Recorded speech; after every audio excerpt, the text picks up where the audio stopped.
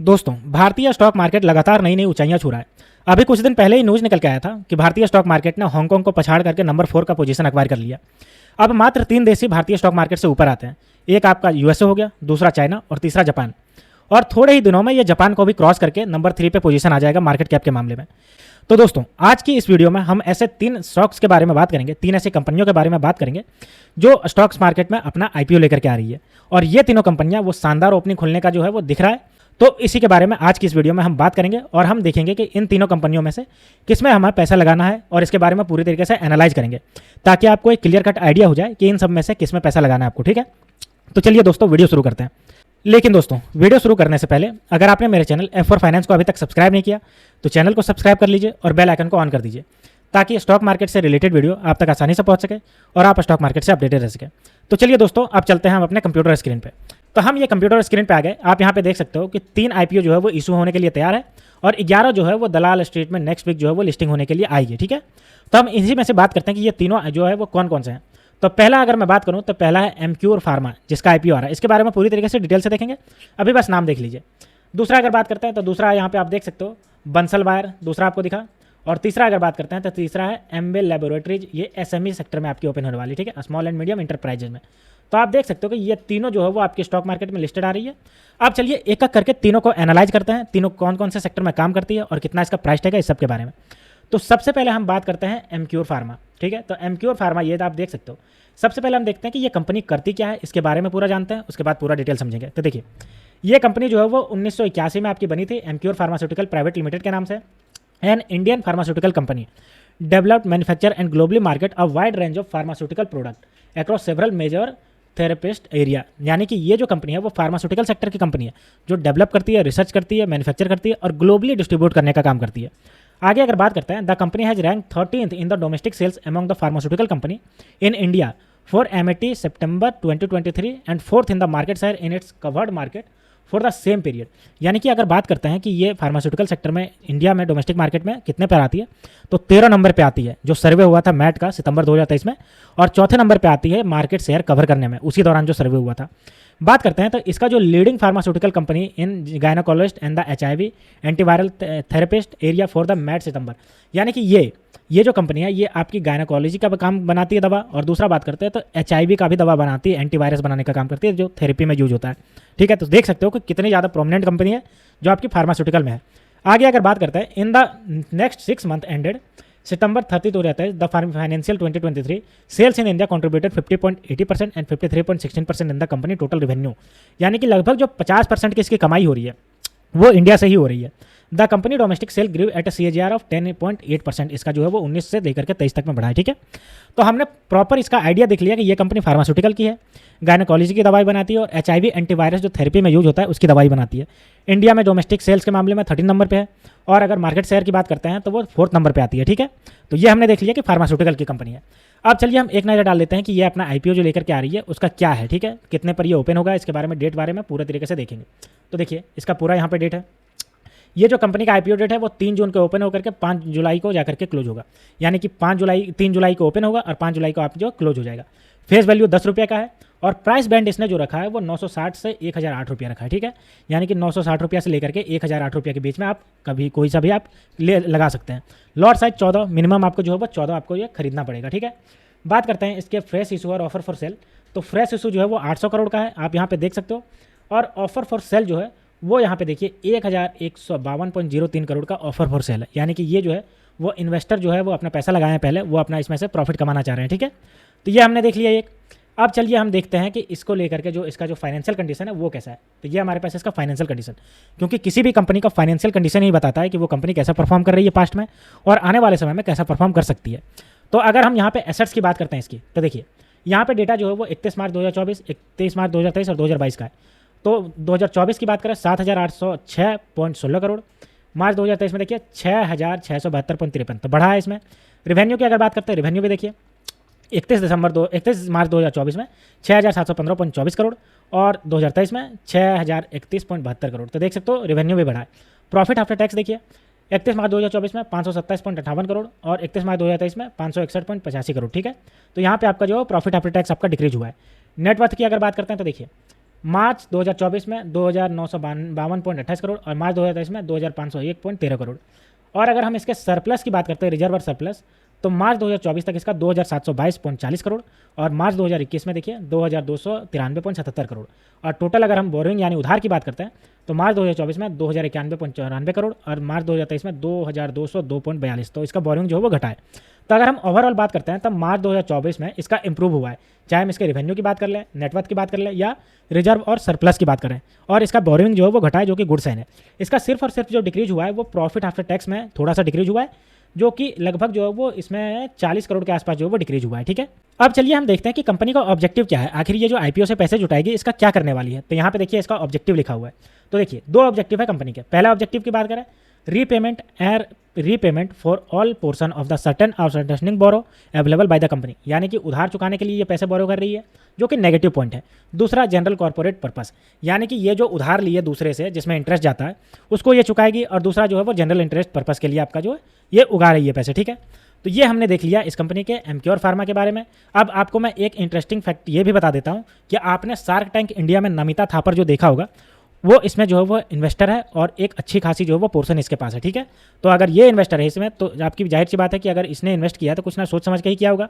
और वैसे भी जब से कोरोना काल आया है उसके बाद से जितने भी लोग हैं वो अपने हेल्थ को लेकर के कॉन्शियस हो गए हैं, और रेगुलर चेकअप की बात कर ले, रेगुलर दवाई की बात कर ले, या फिर हम हेल्थ इंडस्ट्री की बात कर ले, इसमें अच्छा खासा ग्रोथ देखने को मिला है। इंश्योरेंस की बात कर ले या फिर हेल्थ सेक्टर की बात कर ले। ठीक है, तो ये जो एमक्योर फार्मा है ये भी अच्छा खासा इसमें जो है वो प्रॉफिट कमा सकती है। ठीक है, तो ये हो गया आपका जो है पहला स्टॉक जो स्टॉक मार्केट में आपकी लिस्ट होगी।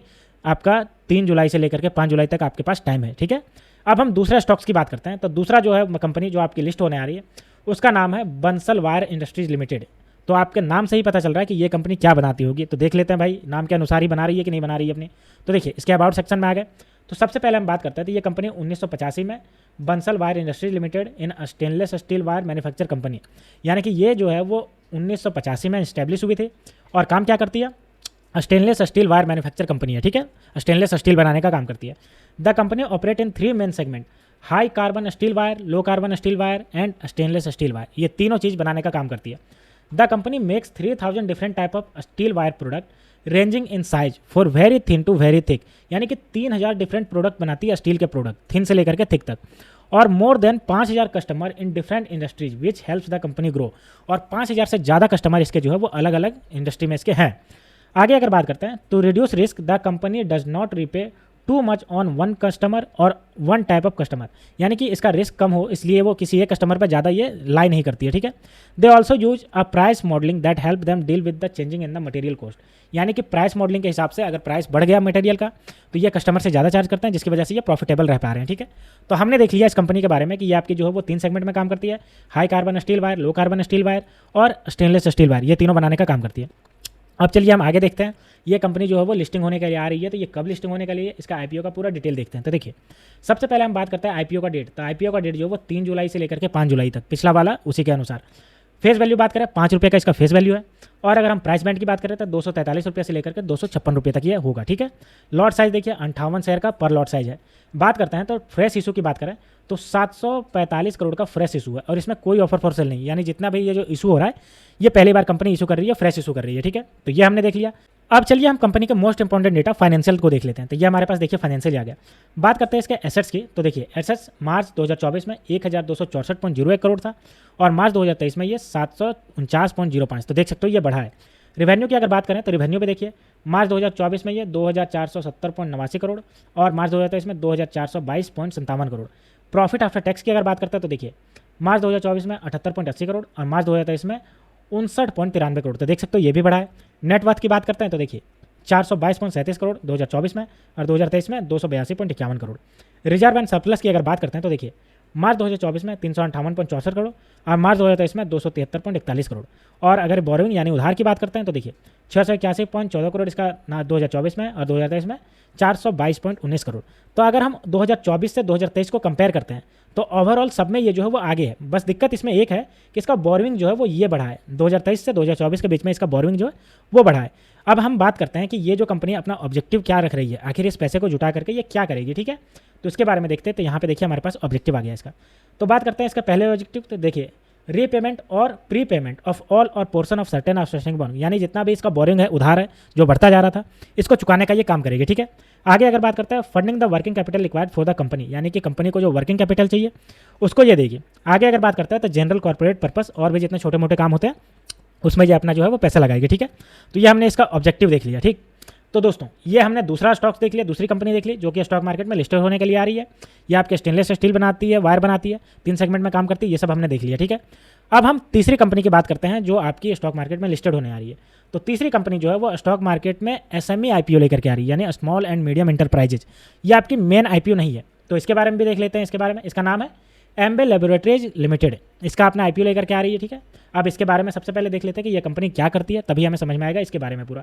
The Ambey laboratories incorporated in the 1985 manufacture are agro chemical product for crop protection, यानी कि क्रॉप प्रोटेक्शन के लिए एग्रीकल्चरल केमिकल जो है वो बनाने का काम करती है, जिसमें सरकार का फोकस है। सरकार चाह रही है कि किसानों की आय दोगुनी हो, उसके लिए जो सरकार चाह रही है कि एग्रीकल्चर सेक्टर में जो है वो इंप्रूवमेंट आए, और ये एग्रीकल्चर सेक्टर में काम कर रही है। The company has been serving the agrochemical sector for almost 4 decade, 4 दशक से ये एग्रोकेमिकल सेक्टर में जो है वो काम कर रही है। The company manufacture and supply 2,4-D base chemical, यानी 2,4-D नाम से जो बेस केमिकल आता है उसको सप्लाई करने का काम करती है, मैन्युफैक्चर करने का काम करती है। आगे अगर बात करते हैं तो the company manufacture facility in Behror Rajasthan is certified with ISO 9001:2015 by the quality research organisation and ISO 14001:2015 by the united certified foundation.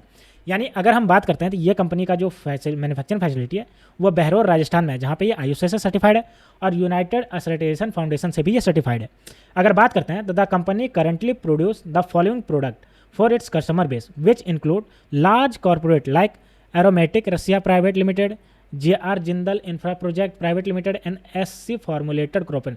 ये सब जितने भी आप देख रहे हो ये सब इसके जो है वो बड़े बड़े कस्टमर है और बहुत लार्ज जो है वो प्रोडक्ट बनाने का ये काम करती है। तो ये हमने देख लिया कि कंपनी क्या काम करती है। अब चलिए हम एक नज़र डाल लेते हैं कि इसका IPO आने वाला है, इसके पूरे डेट के बारे में देख लेते हैं। तो ये हमारे पास इसका पूरा डेट आ गया। ठीक है, अब हम बात करते हैं कि ये कब आपका IPO आएगा। तो IPO 4 जुलाई को ओपन होकर के 8 जुलाई का क्लोज होगा। फेस वैल्यू की बात करें तो 10 रुपये का इसका फेस वैल्यू रहने वाला है, और अगर हम प्राइस बैंड की बात करें तो 65 रुपये से लेकर के 68 रुपये तक रहने वाला है, और लॉट साइज इसका 2000 का लॉट साइज रहने वाला है। बात करें टोटल इशू की तो टोटल फ्रेश इशू की तो फ्रेश इशू देखिए 42.55 करोड़ का है, और ऑफर फॉर सेल यानी कि इसमें इन्वेस्टर जो बेच रहे हैं वो 2.12 करोड़ का इसमें से बेच रहे हैं। ठीक है, ये हमने देख लिया। अब चलिए हम देख लेते हैं कंपनी का फाइनेंशियल क्या कह रहा है, तभी हमें समझ में आएगा कंपनी के बारे में।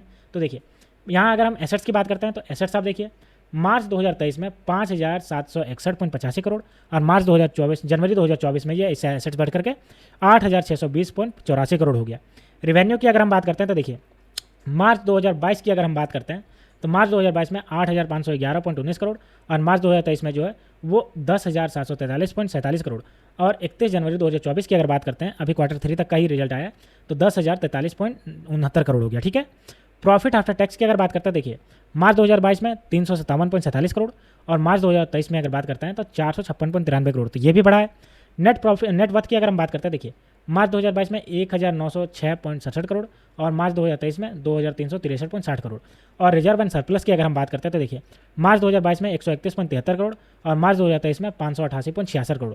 और अगर हम इसके बोरिंग की बात करते हैं तो बोरिंग देखिए अभी तक जो इसका 31 जनवरी 2024 तक है वो 2005.44 करोड़ है, और 31 मार्च 2023 तक की अगर हम बात करते हैं तो 1,365.52, यानी कि इसने जो है वो बोरिंग अपना कम किया है। ठीक है, तो ओवरऑल अगर हम बात करते हैं इसके फाइनेंशियल डेटा तो ये बहुत ही ज़्यादा स्ट्रॉन्ग नजर आ रहा है, क्योंकि इसने अपना बोरिंग घटाया है, इसने अपना प्रॉफिट बढ़ाया है, रेवेन्यू बढ़ाया है, और एसेट्स बढ़ाया है। ठीक है, तो ये हो गया इसका फाइनेंशियल कंडीशन। अब चलिए हम देख लेते हैं कि इसका ऑब्जेक्टिव क्या है, आखिर इस पैसे को जुटा करके ये क्या काम करने वाली है। तो ये हमारे पास इसका ऑब्जेक्टिव आ गया। तो पहला ऑब्जेक्टिव देखिए to meet working capital requirement, यानी कि वर्किंग कैपिटल में यूज करेगी, जनरल कॉर्पोरेट पर्पस में, इशू रिलेटेड एक्सपेंसेस यानी कि जो एक्सपेंस है और भी उन सब में ये खर्च करेगी। ठीक है, तो दोस्तों ये हमने देखा कि ये जो कंपनी है वो आपकी एग्रोकेमिकल सेक्टर में प्रोडक्ट बनाती है और आपकी जो एग्रोकेमिकल सेक्टर में आपकी ग्रो करेगी, क्योंकि भारत सरकार का जो फोकस है वो किसानों की आय दुगनी करनी है, जिसके लिए वो एग्रीकल्चर सेक्टर में कुछ ना कुछ नया नया जो है वो लाते रहें, जिसके कारण ये एग्रीकल्चर सेक्टर जो है वो बूम कर सके। ठीक है, तो दोस्तों ये तीनों जो है वो आने वाले समय में जैसे ही जुलाई का महीना आएगा 3 से लेकर के 4 तारीख के बीच में ये आपका खुल जाएगा IPO, आप इन सब में इन्वेस्टमेंट के लिए सोच सकते हैं। तो आप एक बार इन सबको थोरोली एनालाइज करिए, उसके बाद इन्वेस्टमेंट को कंसिडर करिए कि आपको किस में इन्वेस्टमेंट करना है। तो दोस्तों मिलते हैं नेक्स्ट वीडियो में, तब तक के लिए स्टे ट्यून्ड, थैंक यू।